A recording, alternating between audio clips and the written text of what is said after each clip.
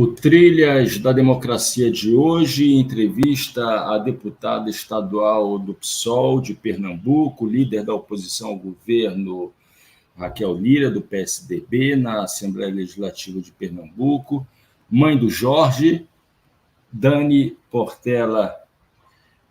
Dani, seja muito bem-vindo, parabéns pelo teu aniversário, parabéns pelo primeiro mês de vida do Jorge, e seja muito bem-vinda ao Trilhas da Democracia. É um prazer recebê-la de novo. Eu queria agradecer o convite, é um prazer estar aqui na TV 247, é uma parceria de longas datas, né? Então, Marco, eu queria agradecer muito pelo convite, que está sempre debatendo temas tão importantes para o nosso país, temas tão importantes para a democracia brasileira, e é um prazer estar aqui comigo, uma grande satisfação. Ainda estou aqui meio off, né, com um bebê, um recém-nascido de um mês, mas não poderia deixar de estar aqui pós-carnaval, pensando, problematizando e dialogando sobre tantas temáticas importantes no nosso estado e no nosso país também.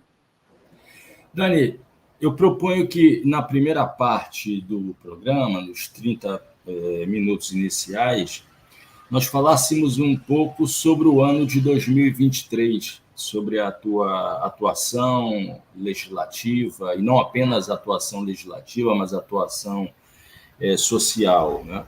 Para, num segundo momento, na segunda parte do programa, a gente tratar da conjuntura política nacional e estadual. Bem, o teu mandato, né, tem um compromisso com sujeitos sociais bem precisos, né? Você dá uma prioridade a determinados sujeitos, que são as mulheres, a população negra e a população LGBTQIA+. Eu queria te ouvir a respeito, né, de cinco eixos que pautam a tua atuação legislativa, e, de alguma maneira, te pediria para fazer um contraponto em relação ao que vem sendo feito ou que não vem sendo feito pelo governo estadual, pelo atual governo estadual, liderado pela governadora Raquel Lira, do PSDB. E eu começaria pela saúde, né? Você aprovou, né, a legislação que institui uma política estadual de saúde integral da população negra e afrodescendente. Eu queria que você falasse um pouco sobre quais são as diretrizes, né, que fundamentam essa legislação, né, e o que ela muda, né, o que pode vir a mudar com a aprovação dessa legislação. Por favor, Dani. Olha, Mauro, uma grande preocupação nossa é porque e como nós resolvemos ocupar a política, né? Acho que o campo da esquerda popular democrática no nosso país tem se comprometido a responder uma série de outras questões, né? Então, eu sempre me apresento, né? Eu digo, eu estou deputada, mas eu sou professora. É desse lugar que eu vim, né? Eu sou uma apaixonada por alfabetização, eu sou uma alfabetizadora de adultos pelo método Paulo Freire, desde os 14 anos de idade. É aí que eu me formo, não só me formo academicamente, mas me formo politicamente também, sou historiadora, e veio de uma perspectiva de uma militância que enxergava muito o motor das transformações a partir do elemento classe social e da luta de classe. Eu sou de uma formação marxista, e hoje nós nos desafiamos a entender que outros elementos atravessam a questão classe. Então, nós precisamos entender as desigualdades e a profundidade das desigualdades no nosso país a partir de alguns elementos. Classe social é um deles, mas também raça é um elemento importante para a gente entender, assim também como as questões de gênero, né? Então, a gente fala muito que o racismo ele é estrutural, assim como o machismo também é estrutural, fruto de uma sociedade racista, escravocrata, patriarcal, e como a gente pode tentar ter uma atuação que seja, sobretudo, antirracista e também numa perspectiva feminista, entendendo outros sujeitos e sujeitas de direitos como fundamentais para a gente, né? Então, nós delimitamos uma atuação que não impede que a gente atue com outras coisas. Eu sou uma defensora de direitos humanos, sou advogada também, advogada popular, e a gente entende que vários temas, eles se interseccionam. Então, era comum que a política ela tentasse colocar as coisas em caixa. Então, a gente vai olhar a saúde aí, saúde, educação, educação, moradia, moradia. E a gente tenta entender esse todo a partir do enfrentamento das desigualdades que se estruturam nesses elementos que eu falei, classe, raça e gênero. Então, a gente entende a nossa atuação parlamentar a partir desse local. Eu estou em Pernambuco, para quem está acompanhando a gente, né, o Nordeste brasileiro e Pernambuco teve uma presença muito forte na escravidão africana e na política. A gente tem a perpetuação de um modelo de capitanias. A gente chama de capitanias hereditárias políticas. Isso não é, infelizmente, isso é realidade no nosso país como um todo, mas aqui no Nordeste isso é muito forte. Então, eu sou um elemento dissidente da política. Então, somos poucos e poucas do campo da esquerda popular democrática que chega na política. Eu fui vereadora antes, então lá na Câmara de Vereadores eu tinha uma colega, uma amiga de bancada, a vereadora Liana Cirne, também do Partido dos Trabalhadores. Tenho aqui na Assembleia Legislativa a primeira deputada sem terra, Rosa Amorim, do MST. Tenho o deputado João Paulo, que é um quadro histórico do PT, o deputado Doriel. Mas, assim, você pode contar nos dedos quem está na política hoje e não é filho de político, neto de político. Quando é mulher, é filha, neta ou esposa de alguém da política, das mesmas famílias que vão passando esse mandato eletivo como se fosse hereditário e vitalício, de geração para geração. Então, eu estou numa casa legislativa que tem a menor presença de mulheres dos últimos 20 anos. De 49 deputados e deputadas, somos 6 mulheres somente, né? E se a gente olha para o retrato da população, por que isso não acontece também nos espaços de decisão, né? Somos maioria da população, mulheres maioria no Brasil, aqui em Pernambuco 54,6%, mas nós representamos muito pouco nesses espaços. População negra, também maioria, mas minoria nesses espaços. Isso reflete na ausência de política. Então, quando a gente consegue chegar sem ser filha de ninguém, neta de ninguém, esposa de ninguém, missionária de alguma grande igreja, de alguém que banque, de uma estrutura de poder muito maior do que você, eu venho de uma construção de movimentos populares, do movimento de alfabetização, do movimento feminista e do movimento negro. Eu sou uma militante organizada na Rede de Mulheres Negras de Pernambuco, e você vem desse local. Quando você chega, e aí você olha para o conjunto de leis, e a mim, como deputada, cabe fiscalizar e legislar. E você olha também como essas leis, elas perpetuam alguns privilégios. Então, a gente começa falando da saúde. E se a gente fala em saúde, como eu disse, a gente não pode pensar em uma saúde separada, a gente tem que pensar em políticas integradas no sentido de enfrentar a desigualdade e promover direitos para sujeitos e sujeitas que devem ser prioridade na política. Pernambuco é o 4º estado mais desigual, Marco, do Brasil. Recife, até o ano passado, era a capital nacional da desigualdade, agora ficou em 2º lugar, como uma das cidades mais desiguais do nosso país. E a gente entende essa desigualdade na saúde. E por isso, como a gente tem como prioridade ser uma mandata feminista e antirracista, anti-LGBTfóbica, anticapacitista também, que inclui as pessoas com deficiência e neurodiversidades, aí a gente sempre pensar na saúde. Por que a gente fala em saúde integral da população negra? Então, tem algumas coisas que as pessoas dizem, você vê racismo e tudo, até na saúde. Sim, a gente tem que ir para os números. Eu sou uma professora de história, filha de um estatístico, né, que me ensinava sempre a ler números. E os números mostram uma coisa que é muito dura para a gente, que você olha para a estatística no nosso país. E a população negra no Brasil, em Pernambuco, não é diferente. ainda é a que mais morre de causas naturais, tá? E violentas também. Causas não naturais também, mas de causas naturais. É a que mais morre de doenças, Marco, que poderiam ser prevenidas e evitadas, doenças crônicas, como hipertensão e diabetes.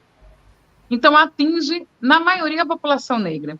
A gente saiu recentemente, né, de uma pandemia, foi uma coisa que a gente nunca viveu na história recente do nosso país, a nossa geração nunca tinha vivido uma pandemia da proporção que foi o Covid-19 e com a ausência de gestão do desgoverno Bolsonaro e as milhares de vidas que foram custadas aqui no nosso país. Mas aí você olha, uma pandemia é um vírus. O vírus é igual para todo mundo. Mas quando você vai para os dados, não por acaso, a primeira pessoa a morrer de Covid noticiada no nosso país foi uma mulher negra, trabalhadora doméstica, que não fora dispensada do trabalho pelos seus patrões, que tinham viajado para a Europa e sabiam estar contaminados, mas mesmo assim ela teve que trabalhar. Contraiu a doença, aí ela vai para onde? Tem menos acesso à saúde. Então, quando a gente olha os dados, você vê que esses dados na saúde, eles mostram um grande abismo. Te devolvendo a palavra, Marcos, assim, a gente atua muito com saúde da mulher, saúde integral da mulher. E aí você vê que os bebês que nascem hoje, anemia falciforme, é uma doença que já deveria ter sido extinta, né? Mas atinge mais de 80% de bebês, filhos de mulheres negras. Anemia falciforme, uma coisa que poderia ser prevenida, evitada. Então, quando a gente pensa em políticas integradas de saúde da população negra, a gente está pensando em medidas que visem combater doenças que para a gente são tão corriqueiras, mas que têm um impacto diferente para essa população. Não, eu ia dizer só que apenas a microhistória, né, do primeiro caso de Covid, que foi aqui em Pernambuco, que você acabou de relatar, uma empregada doméstica que não foi liberada do trabalho e que os patrões brancos viajaram para a Europa, quando retornaram, fizeram todo o trabalho de contaminação, né? Já relata as diversas dimensões, as múltiplas dimensões disso que você fala, né? desses três eixos que sustentam a desigualdade no Brasil, né? O caráter de classe, o caráter de raça e o caráter de gênero, né? Eu me lembro que um historiador da Universidade Federal Fluminense, chamado Marcelo Badaró, publicou há algum tempo um livro sobre o que é a classe trabalhadora, e a imagem que ele escolheu para a capa do livro foi exatamente de uma trabalhadora doméstica negra, né? Se esse livro tivesse sido publicado há 50 anos, a figura seria de um trabalhador branco de macacão azul, né? E dando continuidade, Dani, a esse teu raciocínio que se voltou para a área da saúde, você também foi responsável pela aprovação de uma lei que prevê diretrizes para a capacitação de profissionais da educação para a promoção da igualdade racial e enfrentamento do racismo, o que demonstra como não apenas é preciso ter uma visão interseccional dessas três dimensões, classe, raça e gênero, mas também as políticas precisam também ser interseccionais e vinculadas. O que prevê essa lei e esse conjunto de diretrizes para essa capacitação de profissionais? Olha, sempre fazendo um link, né, de uma chamada com outra, saindo da saúde para a educação, mas ainda na saúde, só trazer uma coisa interessante. Existe uma lei no Estado que foi aprovada pelo mandato também do nosso partido, do PSOL, das juntas codeputadas, era uma mandata coletiva, que falava sobre racismo, violência obstétrica, né? Que Sim. Veja que a gente, em pleno, eu acabei de parir, então esse é um tema que eu estou justamente no auge do puerpério, mas é um tema que atinge diretamente uns segmentos mais do que outros, falar sobre violência obstétrica, né? Então nós conseguimos modificar essa lei para criar um dispositivo que fala do racismo obstétrico. E aí, olha, Marco, que coisa, né? Assim, os protocolos apontam que as mulheres negras elas recebem menos anestesia ao parir. Porque se tem no imaginário, né, no imaginário do nosso senso comum, imaginário do nosso país, que são mulheres fortes, que aguentam, isso, são fortes, que aguentam trabalhos ainda do nosso imagético escravocrata, de que aguentam trabalhos pesados, que têm o corpo mais adaptado para passar por adversidades e por dor, né? Então, a gente pensa, quando a gente nunca fala também, quando a gente fala de saúde, em questões de saúde mental também, né? Por isso, nós temos alguns protocolos também para pensar em saúde mental de inúmeras populações, especificamente também de mulheres gestantes e puérperas, como eu estou, né? E aí a gente vai linkar. Se a gente pensa saúde e na educação, como é que a gente pode fazer para enfrentar essas desigualdades de classe, gênero, raça, também nas questões da educação, né? Como professora que eu sou, como alfabetizadora, eu sempre entendi como o elemento das desigualdades atravessa. Olha, eu sou filha, né? Para quem não conhece, eu sou filha por adoção, né? Então, eu fui uma pessoa que foi abandonada ao nascer e foi adotada. Mas fui adotada por um homem que desejava muito uma família maior e não pôde ter porque ele ficou estéril devido às torturas sofridas na ditadura militar. Eu sou filha de um ex-preso político da ditadura militar brasileira e cresço numa casa muito politizada, né? Então, desde muito cedo, ele dizia, olha, o que você aprender na sua vida deve transformar não só você como indivíduo, mas fazer diferença na vida de outras pessoas. E aí eu lembro, eu ainda criança, pensando, o que é que eu sei de fazer de bom na minha vida? Eu gostava de ler. E aí eu tinha uns 9 anos, e montei na garagem de onde eu morava uma sala de aula, né, para crianças menores que eu, e eu ensinava a tarefa.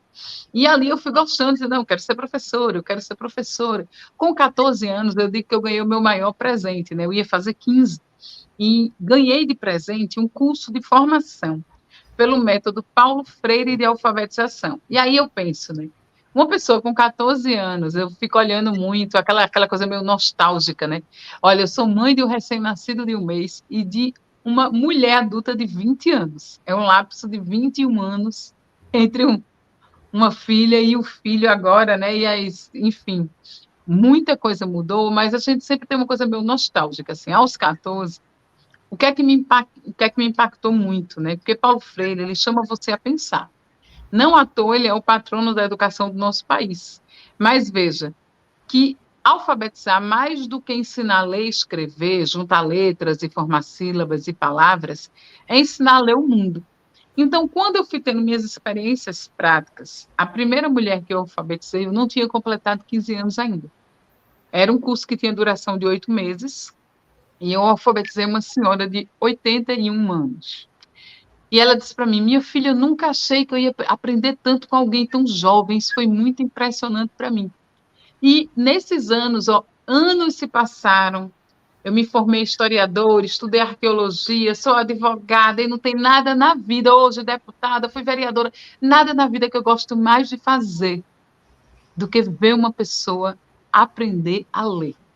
É muito mágico isso, porque em inúmeras turmas que eu acompanhei, o relato é muito parecido. É relato de mulheres que vão ao supermercado e têm que comprar os produtos olhando a imagem, a embalagem. E muitas relatam que não têm noção nem do preço, nem do que estão efetivamente escolhendo, né? Então, do constrangimento de chegar no caixa e não ter ideia do valor e ter que tirar porque não tem dinheiro suficiente para pagar.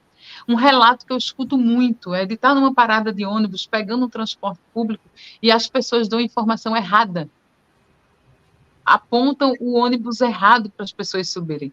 Então, são coisas que para a gente é tão simples, mas que fazem uma diferença muito grande na vida de algumas pessoas. E aí você olha para os números do analfabetismo no nosso país, são estarrecedores. Então, os números são estarrecedores. A maioria na região norte-nordeste, a maioria de pessoas mais velhas, a imensa maioria de população negra e também de mulheres. Então, as desigualdades que a gente está falando, elas se refletem em números também. E aí a gente pensa numa educação que vai enfrentar isso. Não só como professora que sou, cobrando efetividade de leis que já existem. Já existe uma lei que obriga o ensino da história indígena, afro-indígena, africana nas escolas. Essa lei é implementada nem sempre. Essa formação, ela é continuada, quer dizer, os professores e professoras, demais profissionais de educação, eles estão sempre se atualizando sobre esses debates, porque a gente precisa, enquanto sociedade, reconhecer. Não adianta a gente dizer não tem racismo.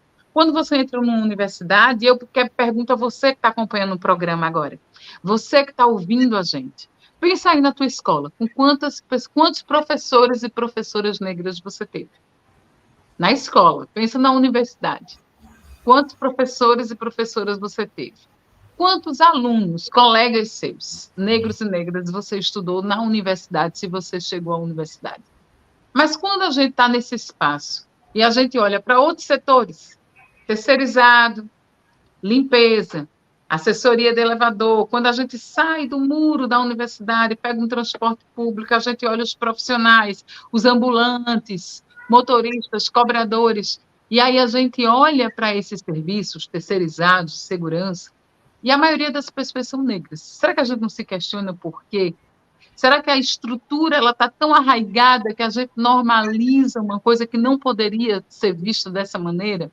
Então, como através da educação, que para mim é o mecanismo mais importante de transformação, como diz o mestre Paulo Freire, a educação sozinha ela não vai mudar o mundo, mas ela muda as pessoas. E as pessoas juntas podem mudar o mundo. Então, a gente tem vários projetos que tentam incidir justamente na perspectiva pedagógica, numa formação continuada, num letramento racial, e para isso também a gente precisa valorizar o acesso, cotas. Veja, Mar, como vereadora do Recife, eu tentei implementar as cotas raciais dos concursos públicos e seleções simplificadas na minha cidade, na capital do meu estado. Aí disseram, não, tem um conflito de competência, essa lei é inconstitucional, tem vício de iniciativa, a iniciativa deve ser do prefeito. Levei o projeto para o prefeito João Campos. Existe uma lei desde 2006 que prevê cotas raciais em concursos públicos que nunca foi regulamentada. Essa lei, a regulamentação dela saiu com muita pressão no final do ano passado, em 2023. Desde 2006, essa lei existe. No estado de Pernambuco, ainda não há regulamentação de cotas raciais, ainda não é aplicado cota nos concursos públicos. Então, se a gente quer mudar pela educação a cara disso, a gente tem que mudar o acesso também. Então, a gente comemorou, né, o ano passado, 10 anos das políticas afirmativas de cota racial, e isso muda. Só te devolvendo a palavra, mas um dado que me chamou muita atenção, eu estava olhando um dado da escola da OAB, da Seccional Pernambuco, da Ordem dos Advogados do Brasil, mostrando que desde a implementação da política de cotas do governo Dilma, muda um pouco a cara e o perfil dos cursos de direito aqui no nosso estado. Então, antes da lei de cotas, certo? Isso eu estou falando em cotas em universidades públicas, em cotas também pelo ProUni nas instituições privadas.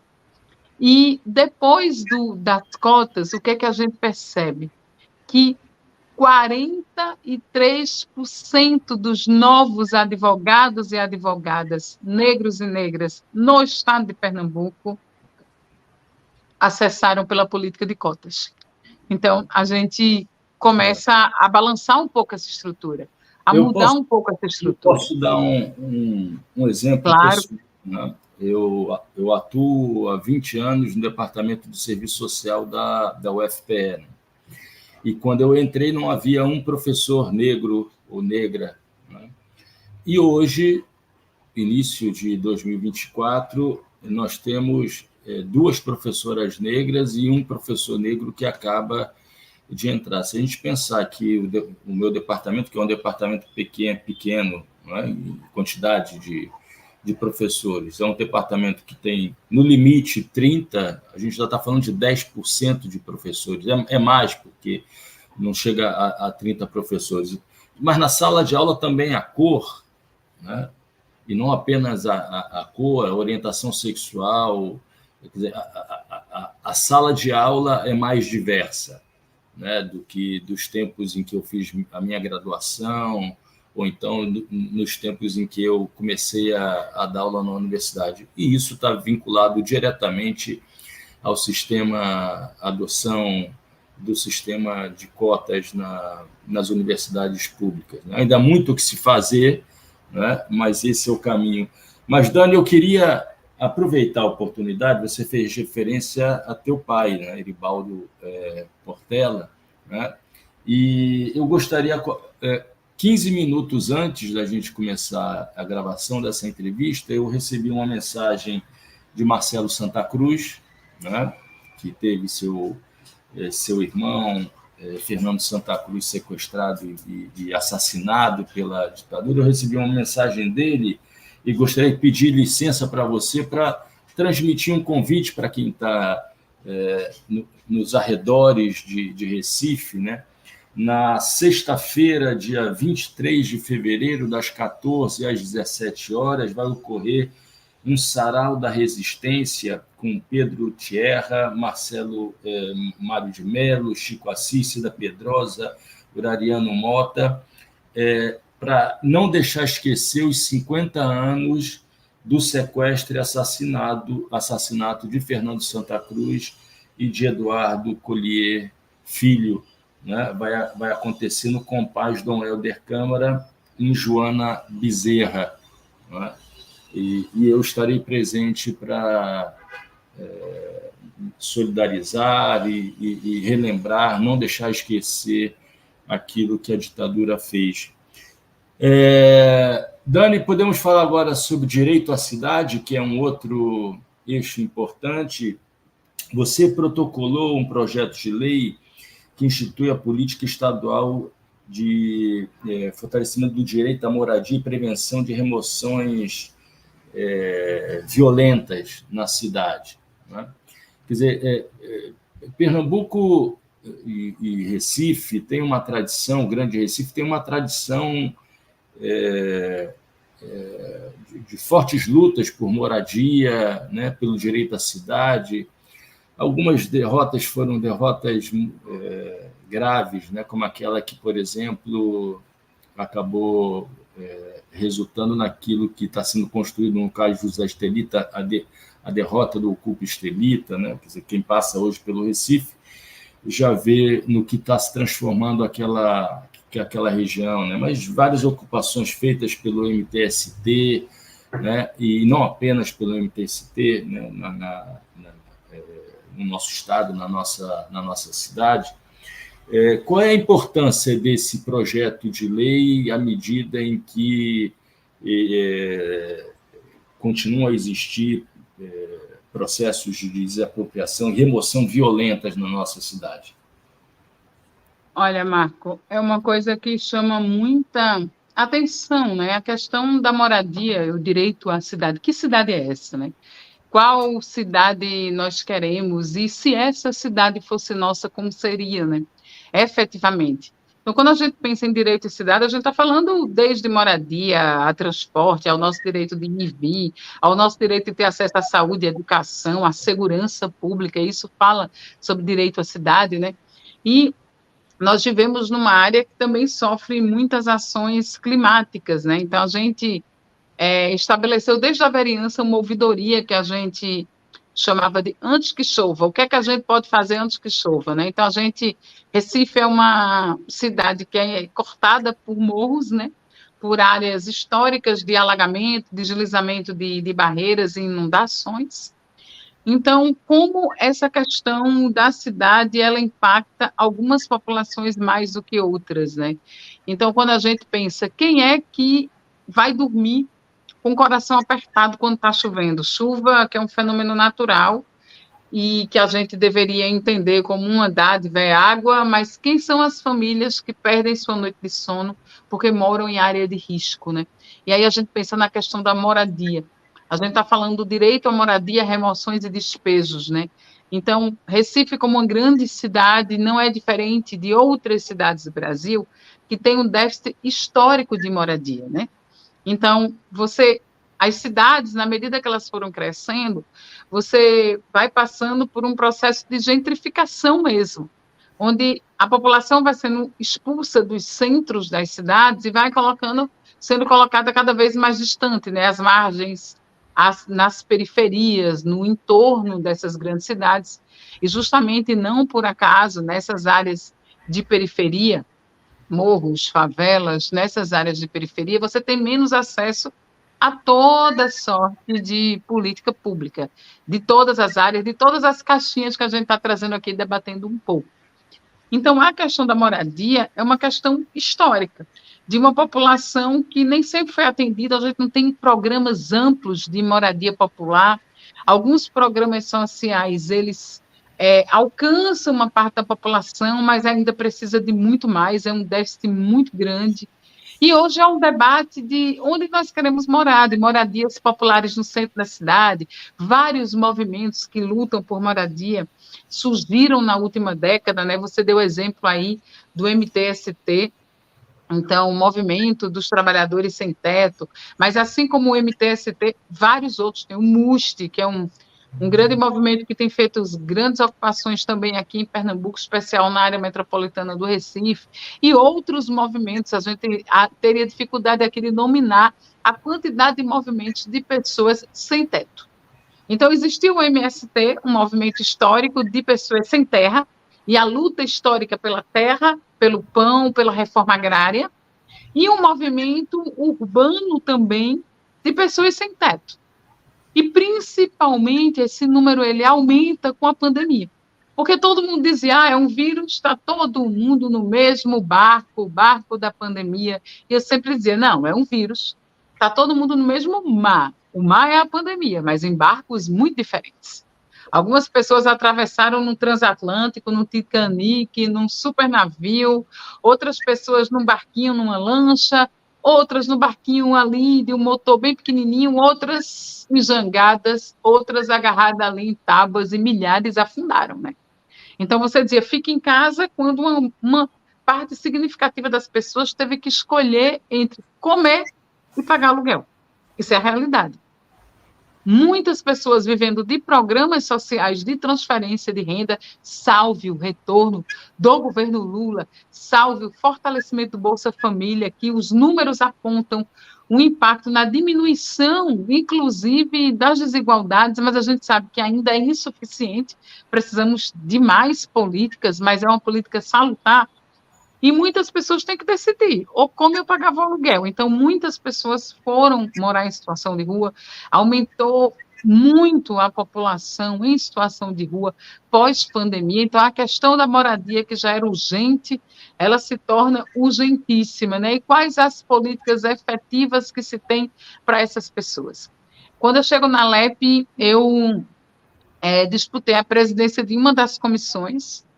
Eu atualmente, estou presidenta da Comissão de Direitos Humanos, Cidadania e Participação Popular, da Assembleia Legislativa de Pernambuco, e é interessante ver, Vice-Marco, a pauta dos direitos humanos, que era uma pauta estigmatizada como uma pauta da esquerda, ela entrou em disputa. Eu fiquei muito surpresa, assim, quando eu pleiteio isso, e a disputa é justamente com setores da extrema-direita, fundamentalista religiosa bolsonarista, disputando pautas que eram consideradas pautas do campo popular democrático, pautas da esquerda, como se direitos humanos fossem de esquerda e direita e não de todos os seres humanos, né? Mas, enfim, é uma perspectiva meio rasa, assim, da leitura do que são os direitos humanos, mas nessa comissão eu tenho assento como presidência na comissão que acompanha os conflitos fundiários no estado de Pernambuco. É uma comissão criada pelo Tribunal de Justiça de Pernambuco, que lá tem representação do Comando da Polícia Militar, da Defensoria Pública, do Ministério Público, do Tribunal de Justiça e da Assembleia Legislativa. Eu estou lá representando a Assembleia Legislativa. E aí, você tinha uma DPF que impedia, na pandemia, as ações de despejo, Então, o medo de que se proliferasse ações de despejo com a caída, né, de uma liminar que dava respaldo, faz a gente parar e olhar para essa questão com mais profundidade, com a seriedade que ela exige, de pensar numa lei que evite essas remoções forçadas e violentas, porque há mais um debate que a gente precisa fazer sobre gentrificação nas nossas cidades, é justamente a quantidade de prédios abandonados, principalmente em áreas mais históricas. Nós somos de Pernambuco, Recife, tem uma área histórica da cidade com muitos prédios que não são utilizados, assim como várias cidades históricas ou não do nosso país, e os números mostram que há mais casa sem gente do que gente sem casa. Se a gente desse uma função que é prevista na nossa Constituição Cidadã de 88, que é a função social da propriedade, se ela realmente existisse, a gente não tinha tanta gente precisando de moradia, né? Então, é preciso ter leis que resguardem, que evite ações truculentas e ações violentas, porque ninguém vai morar numa ocupação, num barraco precário, embaixo de uma lona, porque quer. Vai porque é a última opção, porque não tem escolha, porque a ausência de políticas de Estado, a ausência de políticas de governo que a gente precisa enfrentar. Então, você começou lembrando, e eu concluo lembrando também do Estelita, que, assim, para você ter uma ideia, marcou tanto, né, a gente, marcou tanto a nossa geração, foi uma luta tão forte, tão simbólica, e o que representou para a gente o ocupar o Estelita, como ocupar a cidade, como qual cidade nós queremos, qual o modelo de cidade que a gente quer que seja mais inclusiva, que até hoje, para quem está acompanhando, né, nós perdemos e ganhamos, né? Como vereador, a gente ainda tentou, eu e o vereador Ivan Moraes, tentamos um projeto para que o parque público que vai ter naquela região do Estelita levasse o nome do nosso companheiro Leonardo Cisneros. Então, Léo, que um lutador pelo direito à cidade, enfim, muito conhecido do movimento Ocupa Estelita, que faleceu, mas nós não conseguimos nem isso. Botar o nome de Léo num parque público que vai existir numa área. Depois eu fiquei pensando, nem sei se Léo gostaria com aquelas torres ali atrás, mas assim, cada vez que, veja, aquilo marcou tanto, que você acredita que, apesar de ser uma parte belíssima da nossa cidade, eu evito passar, quando eu venho da zona sul da nossa cidade, precisando ir para a zona norte, você tem aquela bifurcação, né, que vai pelo Estelita ou pela Agamenon. Então, meu coração ainda dói passar por ali, passar e ver aquele empreendimento enorme, e você ainda tem que ir passando dali, passar pelas Torres Gêmeas, e aí vem o caso de Mirtes, vem o caso de Miguel, e é um trecho da nossa cidade arquitetônico pesado para mim. Eu evito passar. Eu sou obrigado a passar por ali 3 vezes por semana, e realmente o coração dói. A Moura do B, que é a construtora responsável pelo empreendimento, colocou letras garrafais, escrito ressignificar, e eu fico sempre pensando que ressignificação é essa, né? É uma ressignificação exatamente desse processo de gentrificação que você fez referência. Dani, podemos ir para um outro ponto que é muito importante e que também diz respeito à cidade, eu estou falando aqui da cultura.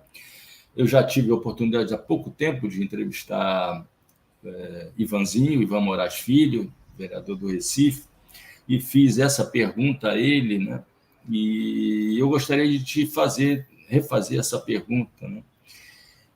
Da importância do Cinema São Luís, da importância do Teatro Arraial Ariano Suassuna, né? Da importância para a revitalização desses espaços do centro da cidade, como o Cinema São Luís, e a tua luta, e a luta também do vereador Ivan Moraes Filho, do PSOL, para que ele seja reaberto. Qual a importância de um cinema de rua, para quem não está aqui no Recife, em Pernambuco, qual a importância de um cinema de rua histórico como São Luís para a luta, não apenas a luta pela cultura, né, mas é uma luta também pelo direito à cidade, né, pela democratização da nossa cidade.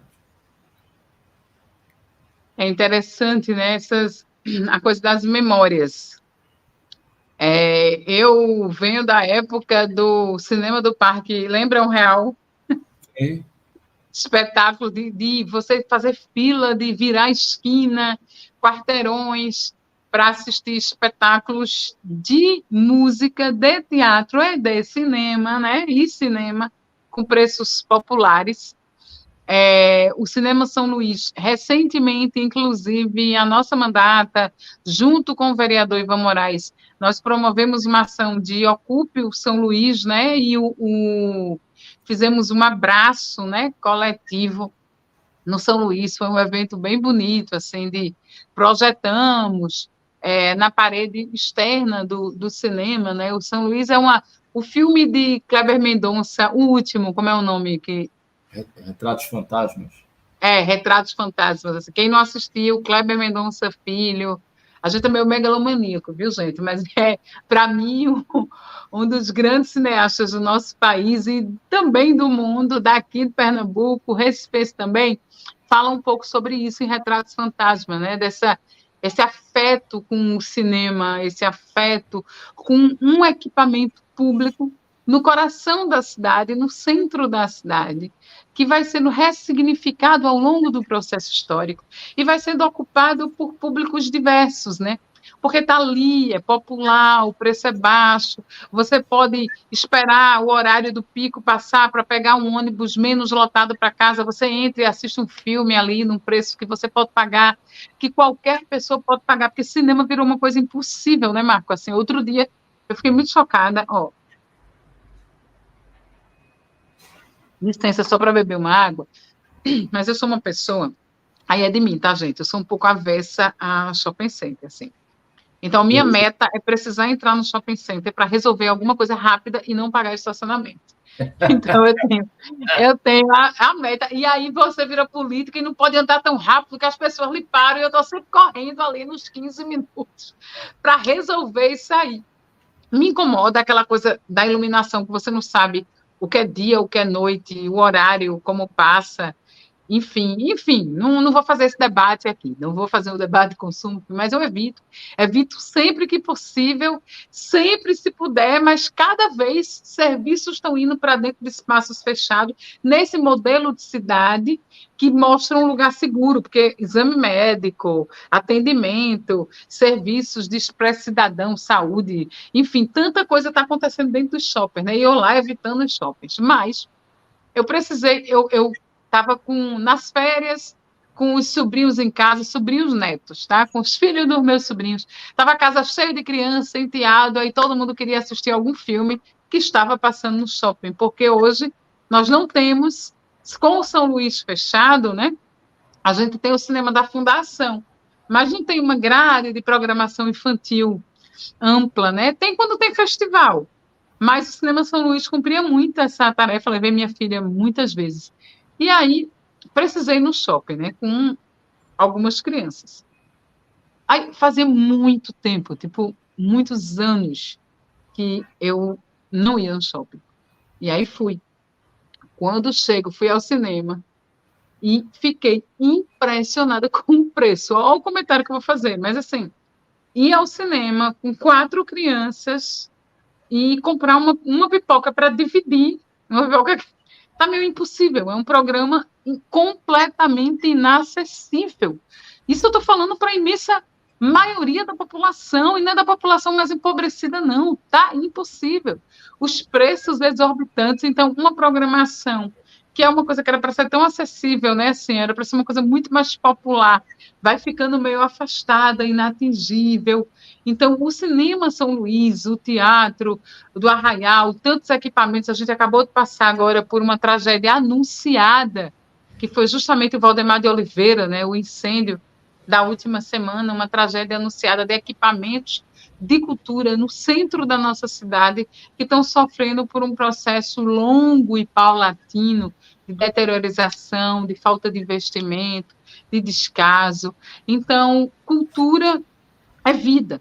E se a gente quer também diminuir as resistências, a gente deve também matar as existências dessas pessoas. Então, acho que não promover equipamentos de cultura de qualidade, públicos e acessíveis, é uma forma de a gente ir matando um pouco o nosso povo. Assim, acho que a gente precisa pensar quais as estruturas para a gente ter uma população que seja mais crítica, mais pensante, mais analítica. Por isso tem que passar em debate, em cultura, em cinema, em educação. A gente precisa ocupar os espaços, voltar a fazer uma efervescência para que as pessoas não se acomodem tanto com a realidade e digam, não podem mais mudar. E acho que a política é um pouco esse lugar, sabe, Marco? Assim, eu me questionei muito antes de entrar para a política, se eu queria estar nesse lugar.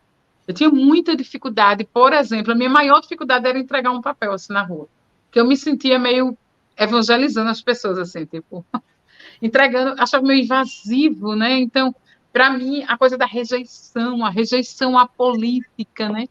Mas o meu nome é Dani, Dani na política, Dani Portela, é um apelido que o meu objetivo é trazer as pessoas para mais perto.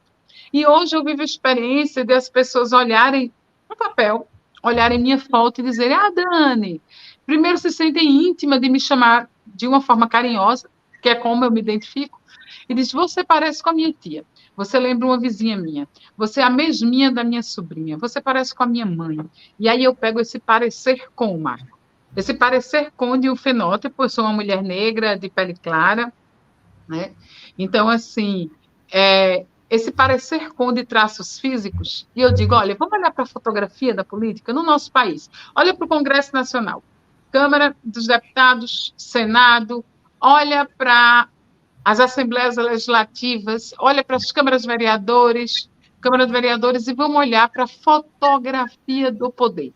Olha, presidente, governo, prefeitura, olha a fotografia, a imagem. As pessoas que estão lá se parecem com você? Se parecem com a tua mãe, com a tua tia, com a tua sobrinha, por que não se parecem? Se nós somos a maioria esmagadora da população, por que não somos nós que estamos nesse lugar? E aí eu chamo esse parecer com a refletir. Que cidade é essa? Que estado é esse? Que país é esse? Quais as mudanças efetivas nós podemos implementar? E a minha necessidade é de ser mais. Somos poucos, tá? Poucos mandatos do campo popular progressista de esquerda. Há, sim, políticos e políticas sérios no nosso país. E o governo Lula veio para mostrar que vale a pena a luta, certo? Só a luta muda a vida.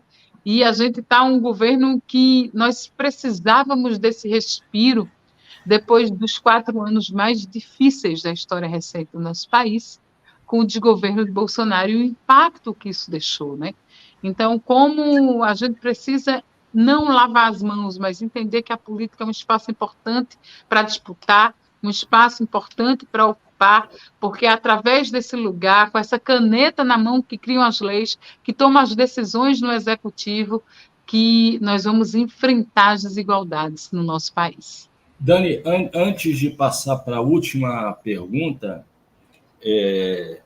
eu tenho uma lembrança do Cine São Luís no lançamento de um filme, provavelmente você estava lá, foi em 2018, o filme chamado Quem Mora Lá. E a época havia a ocupação Marielle Franco de um prédio no centro do Recife, era uma segunda-feira e o cinema estava completamente lotado de, sociologicamente falando, membros da pequena burguesia, da classe média progressista do Recife, mas também as pessoas que estavam nas ocupações do Recife. Então, o Cine São Luís representava isso também, né? Um local de experimentação, de afirmação dos movimentos sociais, da luta, da participação social. E por falar, então, das caras, das faces que você acabava de falar, né, que que não estão presentes nos espaços legislativos, nos espaços de poder, eu queria que a gente finalizasse essa entrevista com a promessa de que, em breve, nós conversaremos para falar sobre as eleições municipais do final do ano, né? Que estava previsto para essa entrevista, mas acabou empurrado pela quantidade de questões que a gente discutiu hoje aqui. Eu queria que tu falasse de 2 projetos de lei que instituem 2 protocolos, né? O protocolo Não é Não, voltado, direcionado às mulheres, né? E o protocolo Arco-Íris, direcionado à população LGBTQIA+, né? Qual é a importância desses 2 protocolos para que haja um respeito à diversidade, haja um respeito aos corpos, né, das mulheres trans, travestis, dos homossexuais? Qual a importância disso, Dani, no Brasil inteiro, mas no estado de Pernambuco em particular? Olha, na verdade, esses protocolos, eles visam enfrentar históricos de números de violência, né? Como a gente falou aqui, numa sociedade patriarcal, essas violências tratam questões de gênero, de sexualidade, de identidades, e os números são assustadores, né? Tanto de violência contra as mulheres, então, toda legislação que vise enfrentar e resguardar e promover um ambiente que seja mais seguro e com mais direitos para as mulheres, ela é muito salutar no nosso país.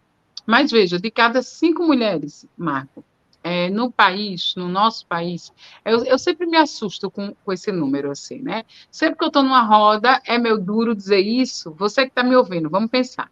De cada 5 mulheres no Brasil, 3 vão sofrer algum tipo de violência ao longo da sua vida. Só pelo fato de ser mulher, certo?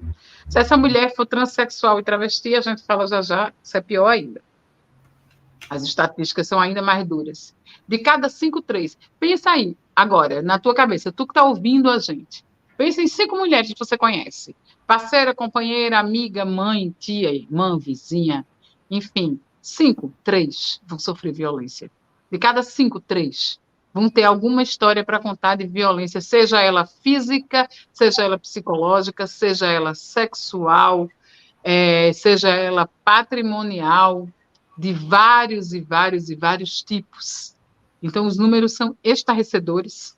A violência contra as mulheres não para de crescer, os índices de feminicídio não param de crescer pelo simples fato de alguém não aceitar um não no fim de uma relação por se sentir dono, parte do outro. E vamos pensar numa legislação que é recente.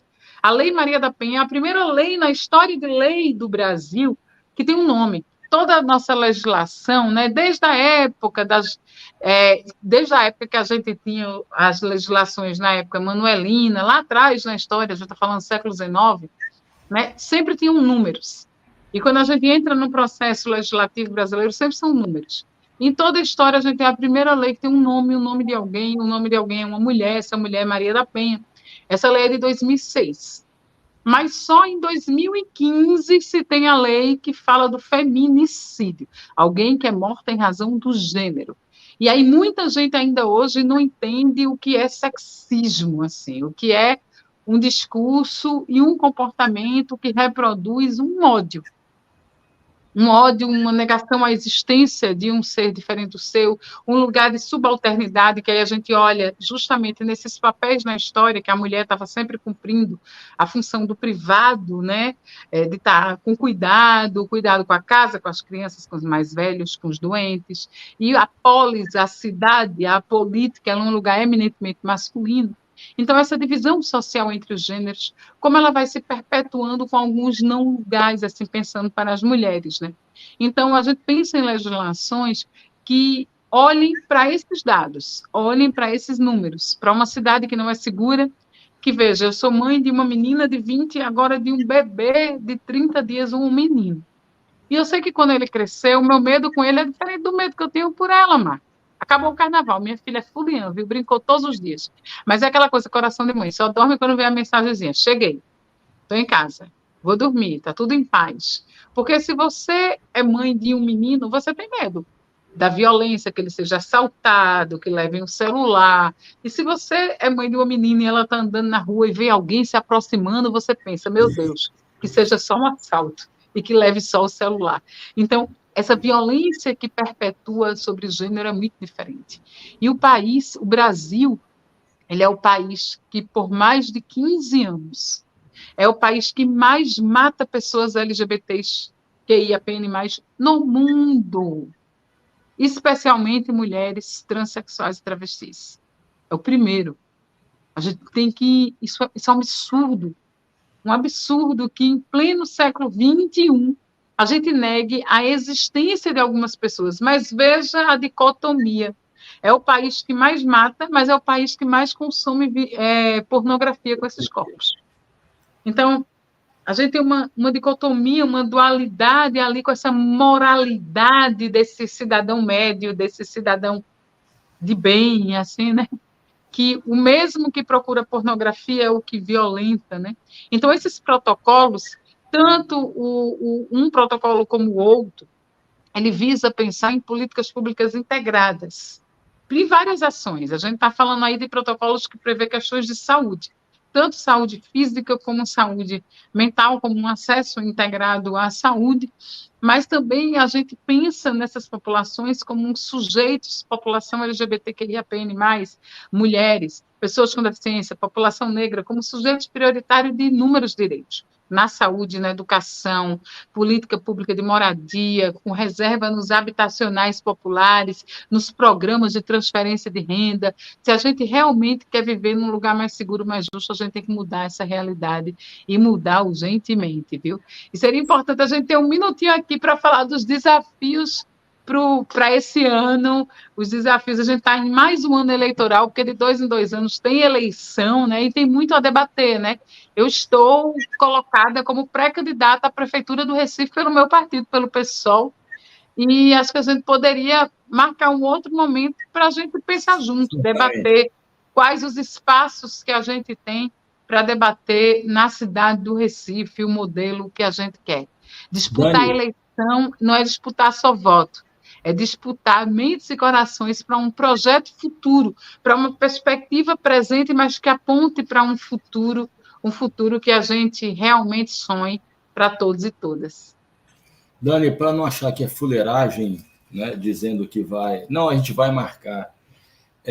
No próximo domingo, né, a ideia é um programa ao vivo para avaliar, analisar a manifestação convocada, o ato convocado pelo Verme, ex-presidente da República, e, na sequência, haverá 5 programas, 5 trilhas da democracia especiais numa série sobre os 60 anos do golpe de 64. Né? Na sequência, já vou entrar em contato com a tua assessoria para a gente pré-agendar uma entrevista para falar desse cenário político da cidade do Recife, à medida em que saímos do carnaval, e uma das estrelas desse carnaval foi o prefeito João Campos. E quando eu falo estrela, estrela midiática, a propaganda que se fez em torno da dancinha, do cabelo nevado, que faz parte também, né? Faz parte também de um início de uma campanha eleitoral, essa hiperexposição, num momento que a exposição deveria ser do fulião e da fuliã, né? Então, tá pré-agendado, Dani. Já vou entrar em contato com a tua assessoria. Dani, muitíssimo obrigado, né, por essa entrevista, esse bate-papo aí de 1 hora. Mais uma vez, parabéns para você pelo teu aniversário. Salve Jorge, Ogunhê, e aqui vai um desagravo, que ela não precisa, mas é um desagravo a Iemanjá, né? Já que no carnaval baiano a cantora Cláudia Leite modificou a letra de uma música para dizer que somente Jesus merece ser saudado. Não, todos os santos e santas, Jesus incluindo, né? Jorge, Ogum, merecem todos serem respeitados. Olha ele chegando aí. Olha o Jorge chegando. Salve, Jorge. Vida longa. Se abriu um berreiro aqui é porque está acordando agora, deu o tempo certinho. Uma hora e outra para dar entrevista. Jorge chegando aqui na hora certa, a primeira vez que ele apareceu para o público, acordando. Vida longa, vida longa, Jorge. Vida longa, é isso, que salve a oração de São Jorge, para que os nossos inimigos, tendo pés, não nos alcancem, tendo olhos, não nos veem, nem em pensamento possam nos fazer mal. É isso, que a esquerda brasileira ela se fortaleça, porque a gente tem muito, muito a construir nesse país, nesse estado e nessa cidade. Aqui, o Bocão vai abrir agora. Tchau, Dani, muito obrigado. Tchauzinho, Marco. Tchau, vocês que estão acompanhando. Acompanhem sempre todos os debates da Trilhas pela Democracia. Um cheiro. Tchau, Dani. Tchau.